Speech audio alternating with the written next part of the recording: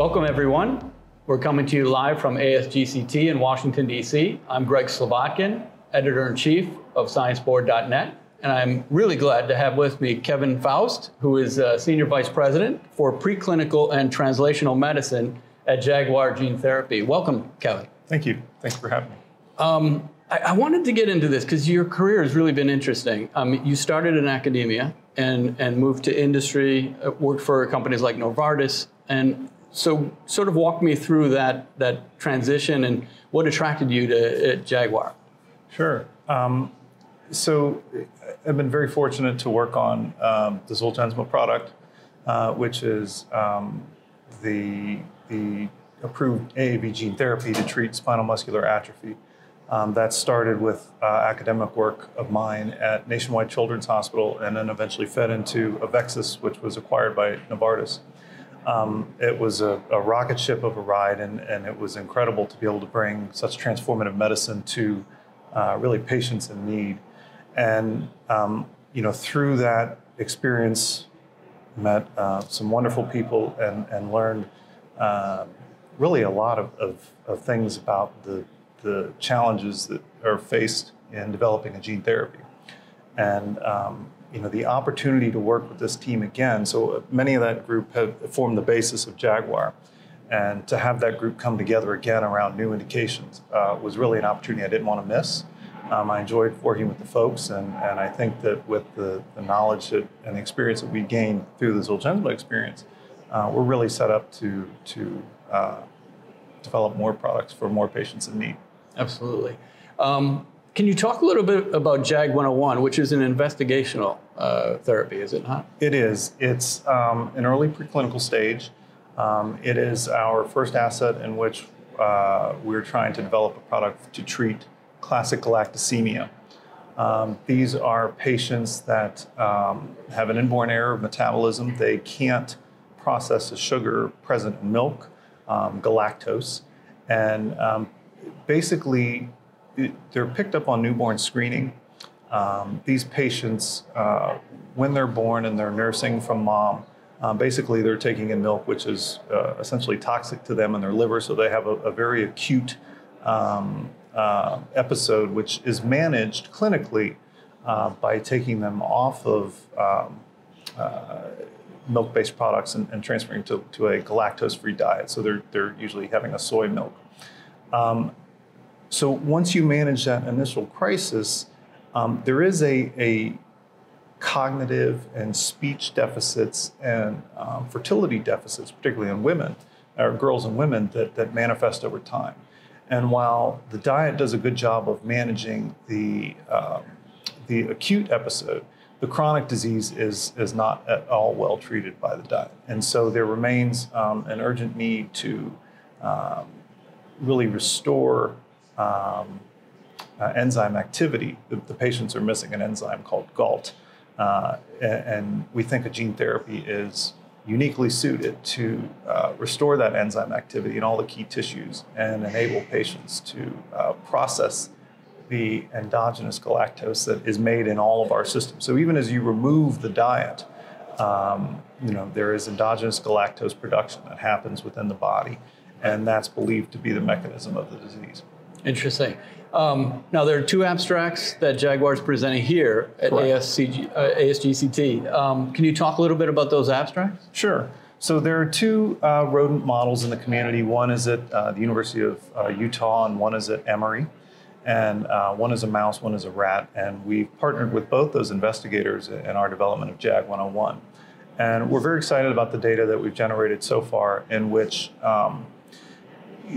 what we didn't mention in the run-up on the disease is that there are toxic metabolites that accumulate in patients and ultimately these animals, which are also missing the GALT enzyme. And so what we've been able to show in these two studies is that a one-time treatment with JAG101 can significantly reduce metabolites in tissues and in blood.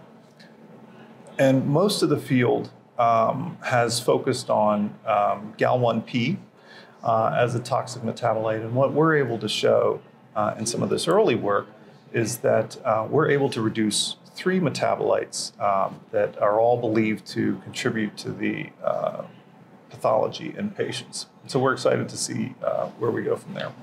But you've also got a pipeline addressing other diseases as well, right? Correct. What are some of those? We are interested in a genetic form of autism. They're not. You wouldn't call them related to inborn errors of metabolism. They're really separate indications. That is our JAG201 molecule. That's a pediatric disorder associated with intellectual disability, sort of loss of purposeful hand use in many cases. And then our third indication is for type 1 diabetes, and that one is the earliest in development. And when you look at gene therapy, I mean, what gets you excited? I mean, over the next few years. Having said that, but what are also the challenges? Sure. To me, the most exciting thing about gene therapy is that we're addressing the root cause. In most perturbations or iterations of gene therapy, you're addressing the root cause. And to me, that gives you the best chance for a real transformative effect. There are lots of indications in trial right now, and there's all sorts of data and regulatory decisions that are being expected over 2022. So hopefully more approvals in the near future, so we get more products on the market. More and more testing in humans is happening. We're learning more about immune responses that our animal models didn't necessarily prepare us for. We're understanding our doses much better and the effects of it. And so we're able to engineer and anticipate those things. And so that'll improve our study design, that'll improve our dose selection, the tools that are developed. So you're seeing lots of explosion in the space where people are in groups are looking to improve on what's already out there in terms of the capsids being used and the promoters and expression cassettes being engineered. Yeah. I mean, one of the challenges that gets talked about regarding gene therapy is delivery, right? Absolutely. And so that seems to be the biggest problem. Right. Yeah. I mean, so how does Jaguar see that? So it is the first question we think about, at least on the preclinical side, is how are we going to get this to the patient? It factors into your capsid that you choose. It factors into the amount of material that you'll need, right, in terms of dosing, and that of course impacts your CMC and how big of an organization you need and whether your process can fit the commercial market. So delivery is really everything, and it factors those scientific choices and really your ROA. So it's among the first things we think about, A, when we choose an indication, and B, once we've chosen it, how we're going to attack and what we're going to explore. Yeah. I mean, the other thing is cost, right? And now, I mean, if we look at CAR T cell therapy, for instance, 6 approvals from FDA so far. The latest one costs like $450,000 for treatment. That's a big expense. So, I mean, do you anticipate those costs will be coming down, and over what time frame? Sure. So I don't know that I can speak to time frame, but there are improvements in manufacturing, reducing cost of goods, and I think, and Peter Marks just commented on this recently, but we need to continue to demonstrate that there's a value proposition for the patient, the payer, and these are still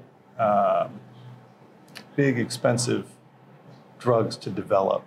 So, to match it to an appropriately sized patient population is still an important factor. So, in terms of the timing of those things, I think there are probably others that are better suited to comment on that. But it is steadily improving. Yep. Well, I appreciate your time, and thank you. Please join us for our continuing coverage of ASGCT, and we'll be covering the show here live in Washington through the next few days. Thank you.